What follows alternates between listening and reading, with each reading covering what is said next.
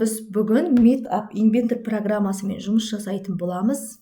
Ол үшін адресный строкаға Meetup Inventor деп жазған кезде бізде Meetup Inventor туралы ақпараттар шығады. Ең бірінші тұрған сілтемеге өтіп Meetup Inventor сайтына өтетін боламыз. Егер бұрын сайт сізде жұмыс жасап подписация еткен болсаңыз, онда сізге жұмыс алаңы дәл осылай ашылатын болады. Ал егер де сіз бірінші рет кіріп отқан болсаңыз, онда Google аккаунтыңызбен тіркелу қажет болады. Яғни сіздің Google Chrome'да тұрған Google аккаунтыңыз арқылы тіркелсеңіз, Meetup Inventor терезесі осылай ашылады. Яғни осыған дейінгі жасаған сіздің проектілеріңіз түгелдей көрінеді. Ал жаңа проект бастағымыз келсе, проекты бөліміне барып, бір рет шертсек, начать новый проект батырмасын басамыз. Бұл жерде название проекті, яғни проектінің атын жазамыз. Название проекті аты міндетті түрде ағылшын әріптермен жазылу керек деп жазамын. Калькулятор деп жазып, окей батырмасын басамыз. Сол кезде менің калькуляторға арналған жаңа жұмыс парағым пайда болады. Мынау менің жұмыс істейтін негізгі алаңым. Яғни бұл Meetup Inventor программасы соткымен жұмыс жасайтын приложение болғандықтан, дәл соткының бетін көрсетіп тұрғандай режимде көрсетеді. Ал біздің экранымыздың сол жақ бетімізде біз жұмыс жасайтын негізгі инструменттер орналасқан. Яғни кнопка, флажок, изображение, надпись. Кнопка бұлар батырманы басу үшін жасалған, флажоктар қоюға, уақыт қоюға, изображение сурет қою үшін, надпись текст жазу үшін, список орнатуға. Яғни әрқайсына біз келесі сабақтарда бөлек-бөлек тоқталатын боламыз. Сонымен қатар төменгі бөлікте расположение, медиа, яғни әртүрлі музыкалар орналастыруымызға, рисование и анимация, яғни анимациялармен жұмыс жасау үшін, maps, яғни карталармен жұмыс жасау үшін, әрқайсының ішіне кірсек, өзінің бөлек функциялар орналасқан. Яғни біз осы өзіміздің инструменттерімізді қойғаннан кейін, экранның оң жақ бетімізде сол қойған әрбір элементіміздің настройкасын жасай аламыз. Ал осы элементті қойған кезде қандай элементтермен жұмыс жасап жатқанымызды осы терезеден көріп отырамыз. Сонымен қатар біз беріліп тұрған смартфонымыздың экранын әртүрлі размерде қоя аламыз. Яғни размер телефоны, размер планшеттің размерінде, және сонымен қатар монитор сайз, яғни үлкен экранда, яғни ноутбуктың, компьютердің размерінде бағытта көре аламыз. Біз өзіміздің соңғы нәтижемізді смартфонда көретіндіктен телефонның размерінде аламыз. Енді бүгін калькулятормен жұмыс жасау үшін бізге текст қажет болады. Яғни біз А және Б мәндеріне мән беруіміз керек қой. Сол үшін текст қажет болады. Бірінші текстімізді әкелеміз. Мен айтып өткен орналастырған элементтеріміз осы жерде көрініп тұрады. Екінші текстті орналастырамыз. Дәл осылай екі текстті орналастырып болғаннан кейін келесі әрекетіміз расположениенің ішіндегі горизонтальный расположениені әкеліп орналастыру. Не үшін горизонтальный расположение орналастырдық? Себебі біз кнопкалар бір жерде тұру үшін орналастырдық. Келесі кнопка батырмасын әкелеміз. Бұл қазір біз 4 амалмен жұмыс жасау үшін, яғни қосу, алу, көбейту, бөлу. Сол үшін біз 4 кнопканы орналастырып жатырық. Осылай 4 кнопканы орналастырып аламыз. Бірінен соң бірін, 3, 4. Енді бірінші кнопкаға плюс деген таңбаны қояйық. Ең бірінші қосу амалы.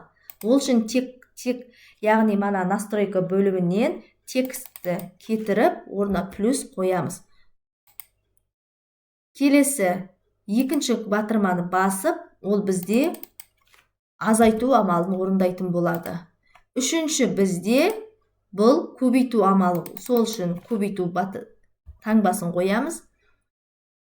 Төртінші бізде бөлу амалы. Сондықтан текстілі кнопка сөзін кетіріп, бөлу амалын қоямыз. Міне дәл осылай орналастырып алғаннан кейін бірінші плюсімізді жерге қойып алайық.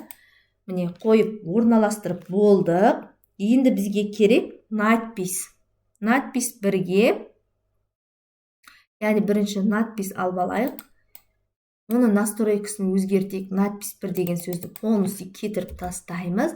Және размері 14-те қала береді. Сонымен қатар фонның цветін бирюзовый қылып, және ширинасын 100 қылып өзгертеміз. Окей, енін. Екінші бізде екінші надпись орналастырамыз. Надпись орналастырып, оның ішіне тексерге, яғни орындаған оқушының атын жөнін жазайық. Орындаған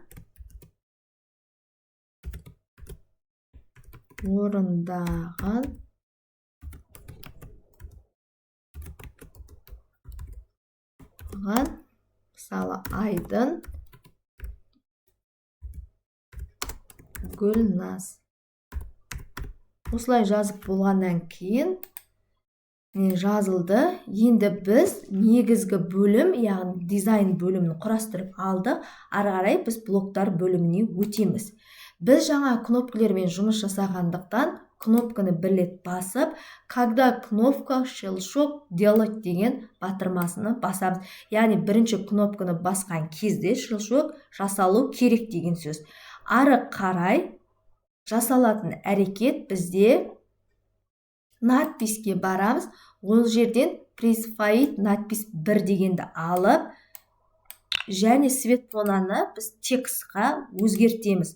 Осы жерде біз енді математикалық амалмен жұмыс жасайтын болғандықтан математика бөліміне өтіп, осы жерде қосу амалын алатын боламыз. Енді біз қосу амалын орындағанда, бұл жерде біз текст 1 мен текст 2-ні қосатын болғандықтан текст бөліміне өтіп, текст 1 дегенді аламыз. Және мына жерде текст қылып өзгертеміз.